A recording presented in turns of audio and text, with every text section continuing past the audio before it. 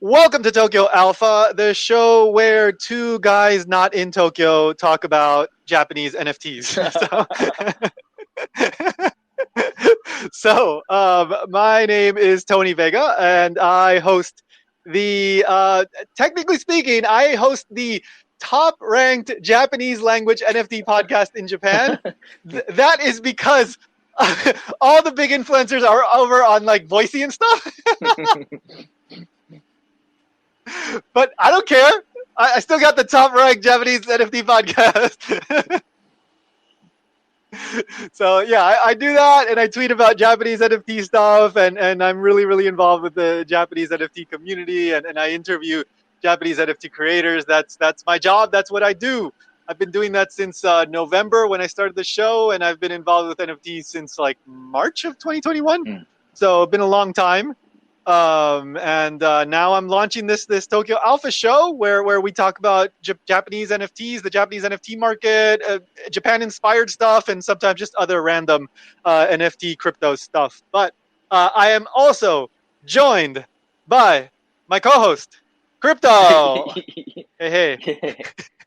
Thank you for the introduction. Yeah. So Crypto is also very involved with the Japanese NFT scene and NFTs in general, but he's the co-founder of a Japanese alpha community called PanDAO, right? Mm-hmm. So can you tell us a little bit about PanDAO? What do you guys do there? What is that? Yes, PanDAO is short for stay positive and mint. It's kind of off a little bit, but we came up with it. I like it. It's cool. Yeah, we are in the bear market and we just get together and have fun, Yeah.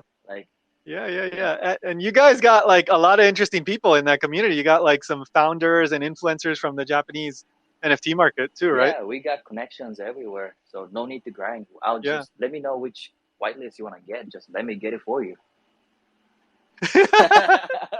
Yeah, man. I mean, Crypto, like he knows like everybody. So yeah, I mean, he found me and is like, oh, you want to come to Spam? I was like, okay.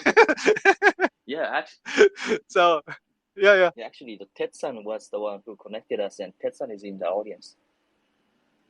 Oh, Tetsan's in here. Oh, awesome, Tetsan. Hey, thanks for coming, man. So Tetsan is very involved with the Japanese NFT community. He does tons of interpretation, English, Japanese, English. Super involved. So Tetsan's a good guy to know. At Tet Philosopher, I think that's his Twitter handle. Mm-hmm. But Tetsan mentioned me to you, and we're both in Hawaii as well. So we just got to know each other, and we get along really well. So I said, hey, I've been wanting to do this show about Japanese NFTs for months now. I made the Tokyo Alpha Twitter account back in April. I just couldn't find somebody good to do this with, and then it's like, hey, Crypto's like the perfect person. So let's do it, Tom. And let's do it. Yeah. So Crypto and I, we spend our days very heavily involved with the Japanese NFT community. And by the way, I do speak Japanese. I understand it. I can read it. I write it. I'm not a native speaker, but I have the top ranked NFT Japanese language NFT. So at least people listen to me. Like Japanese speakers listen to me. and Crypto's originally from Japan, even though he's in Hawaii, right? Yeah. I think you know more than I do about Japan because you studied a little bit, right? Like in college. Yeah. I studied tons in history, culture, all that stuff, but also the language. You got a master's degree in Japanese linguistics. Whoa! What? So yeah. So I'm a language nerd, but yeah, I love the NFT stuff, and I love getting to know the creators, and just through doing this for months and months, I've been able to kind of get to know a lot of people and find a lot of NFT creators that kind of before they pop in Japan. For example, one person that I really like, he did the artwork for us for Tokyo Alpha. His name is Tohru Hanayama. He does a collection called Pixel Geisya. That's Geisya. He's been in the game industry for 20 years. He does his own animation just by himself. Amazing work. So I have 6 of his NFTs. So I really like him. So I had him do the artwork for us, which I think came out great. nice pixel art version of Hokusai. But anyway, that's us. That's what we're doing. I do plan to do this as a weekly show, hopefully, and we can release this as a podcast after we do it live as a space. So if anybody can't make it to the live recording, you can listen to it as a podcast later. I will just say really quickly, this is a no shill space. So you can come up, you can request, you can talk to us, you can ask a question, you can say, hey, I found this Japanese NFT project that I think is going to be great, but don't talk about your stuff. Talk about other stuff. Talk about things you see because, if you want to come on as a sponsor, then happily, you can talk about your project all you want. But right now we're trying to make this kind of a fun discussion, trading, a little bit DJing kind of space. So we want to keep it no show. All right. So, Crypto, I heard you bought a bunch of gorillas recently. Yeah, that was like, yeah, that was a mistake. How many? Okay, so this is some random Japanese NFT project that I didn't even know about, right? Yeah. What was it? It was like a meme project for Ikehaya's kind of related project. Yeah. Yeah. Oh man. How many did you buy? I bought like 55 for like $100. 55. Right. Well, it's 100. It's not that much money, but 55 gorillas, man. That's a lot of gorillas. Yeah, it's going straight to my hidden folder now.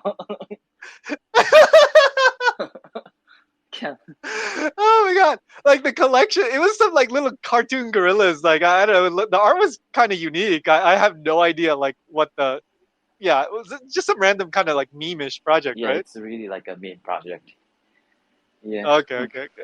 I mean, it's funny pictures, but I didn't know about this. Like the supply was supposed to be like 55,555. Yeah, 55,000, and it was supposed to be like for anniversary, and it was supposed to be like a festival, and everybody's having fun and all that, but it didn't sell out, so like it died quickly, so fast, But...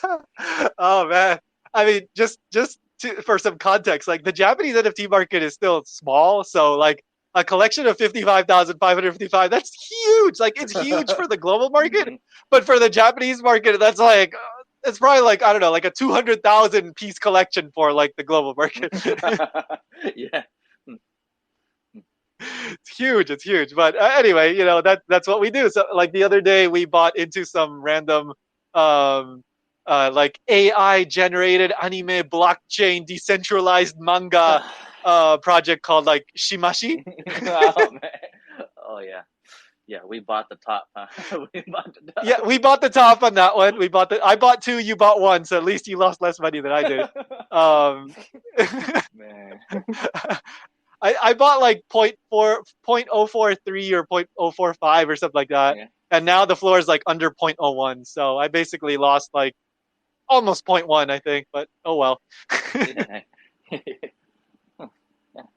Yep. So, we lose money. Sometimes we make money, but whatever. That's how it is. That's how it is in the NFT game, right? We have fun. We have fun.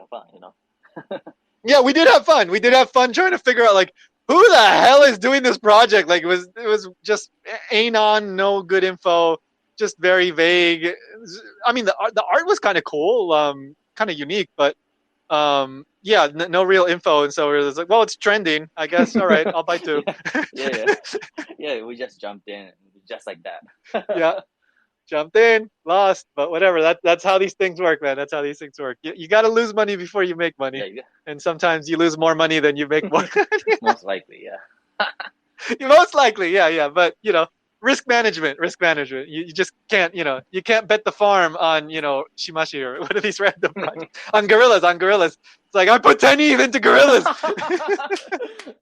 Luckily, it was just like 0.8 or something like that, like with the gas. Like, yeah, like $100. I mean, yeah, right? 0.08. Yeah, 0.8 is a lot more. I'm missing 0. I believe in these gorillas long-term hold. No. I can't believe I bought into this. Yeah, you never know, man. You never know. $100 sometimes, sometimes it works out. But anyway, so yeah, so we do stuff. Sometimes we buy the tops, whatever. We do that. But let's talk about some NFT projects that are upcoming in the Japanese NFT space. So Let's see. So first, I'll just bring up one really quickly. So there's this new one that's coming out, I think, at the beginning of October, and it's called Kabuki Tokyo. Yeah. I'm doing a whitelist giveaway for it right now. So if you check the pinned tweet, you can. It's in Japanese, but whatever. If you just retweet and you follow the accounts there and you like, you'll be entered. If you read Japanese, read it for yourself.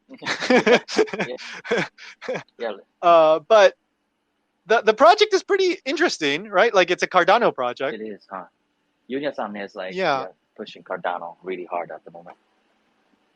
Yeah. So Yunya-san is the founder, and I got to meet her in like May. I really like her. She runs a bar. She's a super fun, hardworking person, but also like she's had experience working with like event production for Pokemon, and like I think some sort of like anime production kind of job. So she has experience in the anime production like side of things, and now she runs a bar too. So she's a very interesting person and really fun to talk to. She speaks English as well, and she's really involved with the Cardano space. And I've never minted I've never bought a Cardano NFT, so my knowledge is limited. Have you ever bought anything on Cardano? No, but the Kabuki is gonna be my first. It's a moneymaker right there.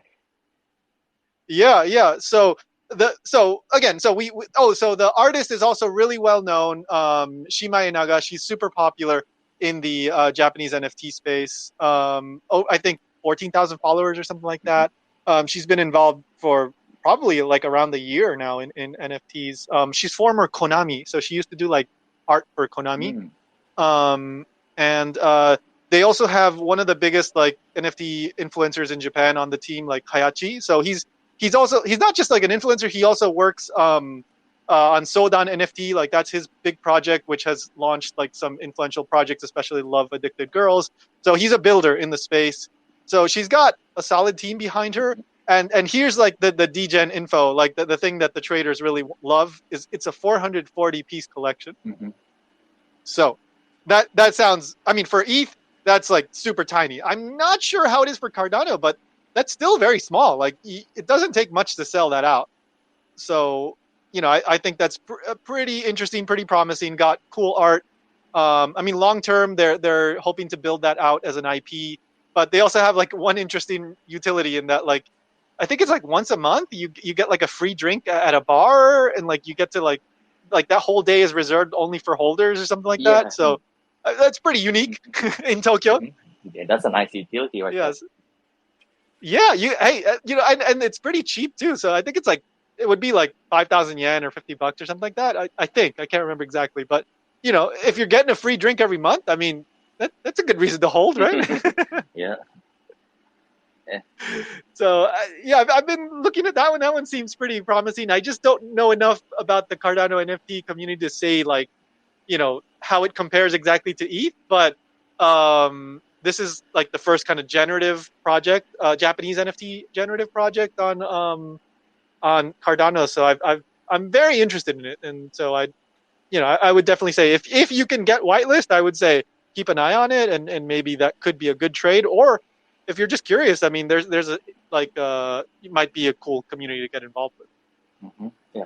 So Kabuki Tokyo. So yeah, we're not sponsored by any of these. We're just pointing out things that we think have some potential as either trades or just interesting projects. But yeah, I did interview the founder, and that's why I did the whitelist giveaway. I interviewed her in Japanese, but yeah. And then you did an AMA via PanDAO with her as well, right, Crypto?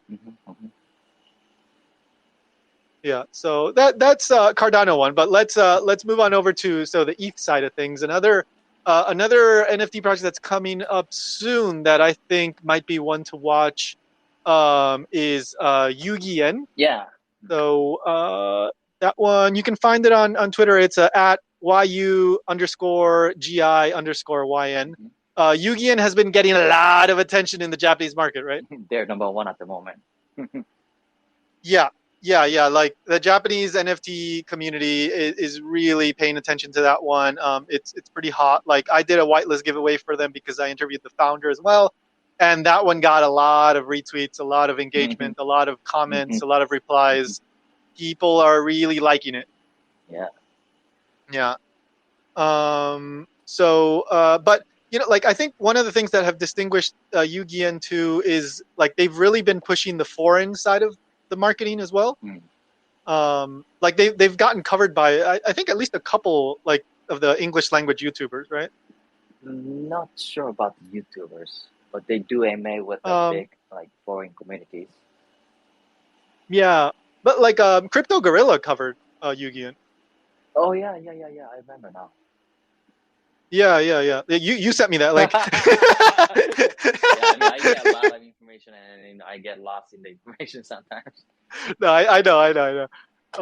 But yeah, like Crypto Gorilla did a little. I mean, it was only like 1 or 2 minutes, but most Japanese NFT projects don't get covered by like the big like NFT YouTubers. So even that little bit like stood out to me. Yeah. So like it's really most. I mean, I'll be completely honest. I think most Japanese NFT projects try to do marketing to the English language market, but they don't do a good job. Like it's just either the English is not good, or they don't really understand kind of the foreign kind of like NFT trader communities, and they're not sure like what to say. So they don't make too much of an impact. But at least Yu-Gi-Oh! Seems to be making more of an impact. I don't know, how many of those people will mint, but at least in terms of compared to other Japanese NFT projects, it seems like they're getting more coverage. Yeah. So I mean, so basically, what it's like a 3D avatar project. So I know like 3D, a lot of people don't like 3D too much, but in the Japanese NFT market, a lot of people are really liking the whole aesthetic and the whole vibe. The founder is pretty cool. He's got a lot of business experience. He's worked for like I think it was a Japanese like one of the big advertising companies in Japan, right? Like I forgot the name of the company. Hakuhodo? Yeah. But yeah. So that's basically like the number 2 like kind of advertising PR sort of company in Japan, I think, right? Like the number 1 is like Dentsu, but I guess the other one is like the number 2. Yeah. And then he's done a lot of like he did his own company too. I forgot the name, whatever, but you can find all that info on the website and all that. But he's got experience with like kind of foreign marketing with big IPs, and building businesses, and he's like from talking to him, like it really seems like he's done his research on the NFT kind of community and culture and vibe. Like sometimes you get these people that show up and they have no ideas about NFTs, but at least with like Rock, that's the name he goes by. But he has put out his real name, his face, like he's doxed himself. When I talk to him, like it's like I can actually have a conversation about NFTs and trading and investing, and like it actually was like a fun conversation to have. So I think that's something good in their favor. But yeah, it's 8,888. So that's a little bit high. But I think it all just comes down to how strong the Japanese NFT community they've built is, and then can they bring in that the foreign investors in if they can get the right mix. I mean, I think this could definitely be one to watch. Full disclosure, I do have whitelist for this one. I think Crypto, you do too. Yeah, I got a couple. Yeah. So I'm watching it, and I'm looking forward to it. I hope it does well, because I think any Japanese NFT project that does well brings attention to the space in general. Like recently, what was that big one? Like Kumalion? Yeah. That one popped off. Did you see that one? Yeah, I missed that on that. Did you know about it before it minted? Yeah, like one of my members, she is here. Panda-san got the random direct message on Twitter saying, "Do you want the whitelist?" And she said yes, and for some reason it just blew up. Yeah. I didn't know about it until it was already too late. What I heard from some of the traders in the foreign market was like, it's kind of cute. The website was good, so we bought it. Yeah. That's basically that. Yeah. That's it. But it's like if you have a good website and cute art, sometimes that's enough. Sometimes people will buy it just for that. Yeah. But like the interesting thing about Kumalion was like they also did like a kind of a slightly different contract. I forgot what it was, like ERC 99 something. Whoa. Or 998 or something like that. So a little bit of some good innovation, right? Like it's nice to see like some experimentation in the Japanese space with something different. Mm-hmm. And then I think you can like dress up the character or something like that. So that's always fun, right? Yeah. So yeah, you can. I think you can probably still get whitelist for both of these, Kabuki Tokyo and Yu-Gi. So Yeah. you might want to check out their Discord and see what you can do, because they're not minting for a little bit longer, like next month, October, early October, probably. Yeah. Well, so it's definitely possible. I have an alpha on the Yu-Gi. Oh yeah? Yeah. What do you want to say? Well, I was listening to their AMA with the NFT art Tokyo people, like Kojocho and Yeah. Biscuit, right? And Uh-huh. Yu-Gi is gonna have their exhibition in the event, and they basically gonna have a pre-sale of the NFT at the event. Oh, really? I didn't know that. Yeah, they don't know the number, but basically you pay 2 million yen, and they send you the SBT token or soulbound token to your wallet. So that's not gonna mess up the market, right? Like or the floor. Interesting. Okay, so this is a separate from the main collection, only for people at the event. They can. And how you said 2 million yen? Yeah, 2 million yen. No whitelist needed. It's such a nice experience. 2 million. What is that? Like $20,000? No. No, it's like $200 at the most. Like with that with. Oh no, so you mean 20,000 yen? Did I say? Yeah, 20. You said 20 million. Yeah. I know. Look, I make those mistakes all the time with the Japanese, and if like a dollar conversion, it's so confusing. I only use dollar now, so sorry. Yeah. Well, me too, mostly, but okay. So 20,000. Yeah, so like $200, and you get at the event, and you can get an SBT version of Yu-Gi-Oh NFT. Mm-hmm. And you can mint up to 2. Interesting. Yeah. Wow, that's a pretty unique. I don't remember seeing a project do that style. I mean, hey, innovation, that's great. And the SBT thing, that's not going to mess with the floor. No extra cell pressure. Yeah, when I heard, I'm like, when I first heard it, I'm like, please don't mess up the floor. Like I'm trying to flip some. Yeah. Yeah. Exactly. Yeah. But again, I mean, it seems like they have some. Well, again, like when I talked to Rock, like it really seems like he had understood the way that NFT traders think about these things. So I think this is a unique approach that I think probably won't really affect the main supply in any significant way.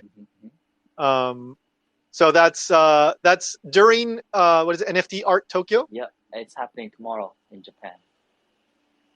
Okay. All right. That's pretty cool. And I think like whitelist wallet registration began yesterday too for Yu-Gi-Oh, right? I need to do that. I forgot to do that yesterday, so I will get to that. So yeah, and so I would say definitely keep an eye on it if you can get whitelist. I mean, there might be a trade there, or if you really dig the art, then you might want to just hold on to one, flip another one. I don't know. It's up to you. No financial advice, right? But that's that's Yu-Gi-Oh. All right, so here's kind of the main one that I'm really looking forward to. Like this is kind of the one that I've been looking forward to in a way, like for almost a year now. So there's this new project that I don't think any English language, influencers or whatever, I don't think any of them have talked about this. But I think it's definitely one that if you can get in, there's a pretty good opportunity for a trade, but also I think the person behind this is doing something interesting. So the name of the project is Owl Panda Party. Yeah, the cute one. Cute one, super cute. So Owl Panda Party. All right, so I'll give the background info on this. So Owl Panda is an original character by a Japanese animator called Ao Umino. So that's AO space UMINO. And this character, Owl Panda, has over 650,000 followers on TikTok. So huge. And it's a super cute character, right? Like a lot of animation on the TikTok. You should look it up if you're not aware. But She's great. She's a great animator, super experienced. And actually, she works. She's an animator on Agretsuko. So Aggressive Retsuko is this Sanrio anime that airs on Netflix. I think there's like 3 or 4 seasons. Very, very popular in the West as well, in the English language world. And Retsuko is, like I said, a Sanrio character. Super, super popular. And she's one of the animators on that show. So she's a pro. She's an absolute pro. Her stuff is super cute. Great. And she's developed a really popular, account of this original character that she has on TikTok. So she began last fall with this collection called Devil Kitties, and you can find that on Opus. You just look up Devil Kitties, but you can find Umino on Twitter. She's at devil_kitties_, I think. And so I ended up getting 4 of her NFTs like last year, like back in January, I think. And I actually interviewed her back in December. So back when she began, like her stuff wasn't selling out right away, but I just liked her background. She's a total pro working with Sanrio and like these big properties. And I was seeing that she was really working hard. So I thought, I'm going to support her. I'm going to buy them for like 0.03 or whatever. And nowadays these things are selling for like over 1 ETH, these Devil Kitties. Like 1 to 2 ETH sometimes. So why? Because they give you whitelist to her upcoming Owl Panda collection, right? So everybody wants to get an Owl Panda. And then the thing that why is there a trade here? Well, obviously she's built up this character, she's got this following, but the thing is like this is a 10,000 piece collection that's going to mint out for 0.001. So almost free. And generally what we've seen in the Japanese NFT market is that there's been a bunch of these projects that have minted out for 0.001, and they tend to do really well on the secondary. That's a meta, I guess. Like of course all this Crypto Ninja partners, like that's I guess the biggest NFT like generative collection in Japan. That one did really well, of course, because the biggest influencer in Japan is backing that project, so no surprise. But also like other projects that came out of that minted at 0.001, Crypto Ninja partners jobs, something like that, CMPJ. Wafuku Gen also did okay, I think. Like they managed to get some secondary volume. And I think like Ao is just doing a really good job with building a community. She's really serious about building a strong community of not just degens, but like just normal people, like families, and just getting people that really like her character. And she's really likable, and she's doing spaces like almost every day, I think. Yeah, I heard a couple of her AMAs. Yeah, she can talk, for like hours by herself. Like she's pretty sweet. Yeah, she's very positive, and a lot of she's, for example, like one of the ways that you can get whitelist a lot of times is by fan art, and there's like children drawing like fan art, with their moms, whatever. Like she's been really like pushing this kind of like community aspect of not just traders, but also just regular people that like this might be their first NFT. And I think she's doing a really, really good job. I really like her. I'm biased because I bought like 4 of hers, and I flipped 3 of them, but now I have 1 for the whitelist. That was a really nice. It took like 7 months, but I made some good money off of that one. But I really like what she's doing, and I think like Crypto. Do you know the project Cool Man's Universe? I heard of it. Like, yeah. Yeah, so Cool Man's Universe, that one exploded like last year or early this year. And it was by this guy named like Coffee Dan, I think that's the name that he goes by. So the interesting thing about this one is that he used characters that were already super popular on Instagram. So he had been doing these animations on Instagram, and they were very, very popular. And then he brought those characters and did a 10,000 piece collection, which exploded like, I don't know, like 6-7 months ago. Yeah, in the bull market. In the bull market. In the bull market. Yeah. In the bull market. Yeah, I know. Bull market. But when anything would explode. But Gary B was shilling and everything. So. Yeah, exactly. And of course, the rumors like, oh my God, he's gonna like collab with Disney and this and that, and yeah, that didn't quite happen. But I think he is working on some sort of like animation thing or something. I'm not sure, but the point is that like, of course, in the bull market, anything explodes. But like, he brought in a character that he had already worked on for years. So the good thing about that is that it's not like it's probably not going to be a rug, right? Because this person spent years like developing this character. That's her baby. Yeah. And my point, yeah, exactly. My point about Ao Umino-san, she spent I don't know a long time developing this Ao Panda character, and now she's trying to take it to the next level by bringing in funding and doing it in this kind of DAO-ish sort of style, so that it's not just her working by herself. She can kind of keep pushing this character and keep growing it. And she has connections with like Sanrio and these production studios, and she already did like what are those called? Like a crane game, UFO catcher, like stuffed animal of Ao Panda. So she's already done like a real world like stuffed animal. And it also like some advertisement in Osaka Station used Ao Panda. Like it was one of those digital advertisements, and they used Ao Panda for some reason.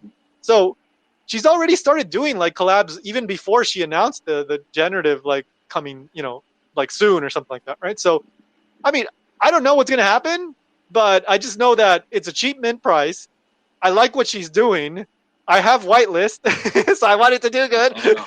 How many can you mint? I don't know, but the people that have Devil Kitties can mint more than the normal whitelist. Like 3 or 4, 5. I don't know. So good point. In Japan, like sometimes you get some projects that let you mint like 90 or something. Yeah, hopefully. I mean, if it's worth like 1 ETH, they better let you mint like multiple. Yeah. Well, hopefully. Yeah, they try to like bring people into the NFT world from the TikTok, right? They do the campaign. Like if you make the account and the comment, you get the whitelist. That's how easy it is to get the whitelist over there. So yeah, they're doing that. Yeah. It didn't make sense for me to like pay 1 ETH just for the whitelist. So just yeah. No, I agree. Like at this point, it's for me. I would not be buying a 1 ETH NFT to get whitelist because that's just risk reward. I mean, there's too much risk there. Like 1 ETH, that's a lot of money. But thankfully, I was able to get in before. Yeah. Oh my god. But I mean, even in PanDAO, like a couple of people told you, "Oh, this project looks good," right? Not so much. I think you're the first one who mentioned about this. Project. So I mentioned it to you first. Okay. Yeah, she's kind of related to Geisya's group, right? Basically, so like. Yeah. She has one of those crypto ninjas. Yeah. Yeah. Well, yeah. So she's deep in the community. Yeah. Yeah.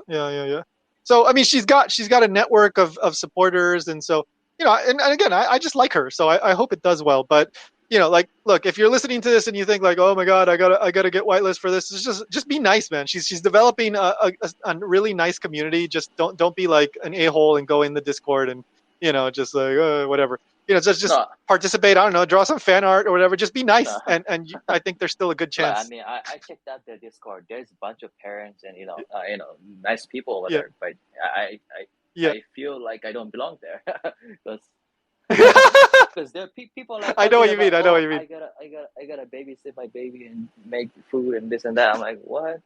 I don't do that. Yeah. So that's like a really unique community, right? Like I've never been in a Discord like that. So I mean that's really interesting. He's getting like, kind of more normal people, not the traders. So I don't know what's going to happen with that, but I think it's a really interesting approach. I hope it does well, because like so many of these projects, right? It's like, oh yeah, we're in it. All right, we're going to go whitelist, we mint. And then like 1 week later, it's like 50% of the community's gone, right? Yeah, I think she's building a real community, like a solid community. They're going to stay after the mint. Yeah. So of course, I'm looking at this from both sides. Like, is there a trade here? And is she building something good? And I think yes to both. I think that, like there is money to be made here probably, but also I think this could be something sustainable, because she's not going like the super hype, just attracting the traders kind of route. She's actually focusing on building like a positive place where people can go to communicate and help each other and talk about babies. Yeah. Yeah.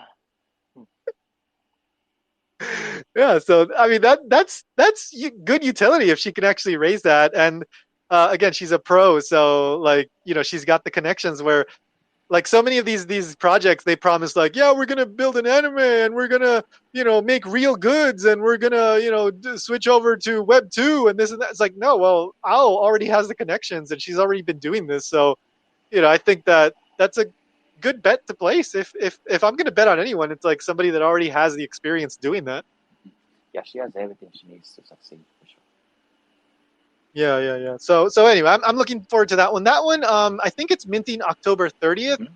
So there is still time if you want to try to get whitelist for that, draw some fan art. Just be nice in the community, please. Be nice in there. And don't be an a-hole. Don't be an a-hole. Let's say it's Tony's fault that all these DJs started coming into the Discord. When whitelist? Oh, the Moon Boy shows up. Yeah. When moon. It's like, no. Be nice, and there's still a good chance that you can get whitelist. Yeah. So, and if you're rich, you can just go buy a devil kitty and just blow a couple of ETH on that. Yeah. So that's go to her. You got to go to her Twitter account. That's at devil. I think it's underscore kitties underscore. I'll include a link in the podcast, whatever, and all that. But just look her up, Ao Umino, and then she's got a link in there to PanDAO. So it's a pun between panda and DAO, PanDAO. And you can find the Discord in there, and you can go be a nice person in there so that they can give you whitelist. Yeah. And they got the cute stamp and stickers as well. Like I use it sometimes. It's really cute. There you go, man. There you go. Crypto's using the Owl Panda stickers already. Yeah, I do sometimes. Yeah, I mean, it really is cute. Like she's good. Like she's again, she worked with Sanrio, so she knows about drawing cute characters. So yeah, no worries there. So yeah, that's basically like the main project that I wanted to bring up. I don't know, are there any requests or anybody else that wants to come up? Anybody want to like ask a question or say like, oh, you should check out this project or anything else? Anybody?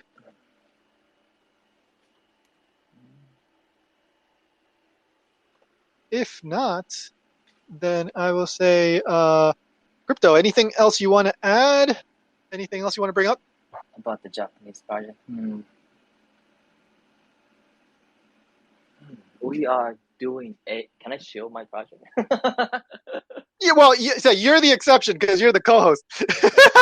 Yeah, we are doing AMA with this project called Kojiki Project.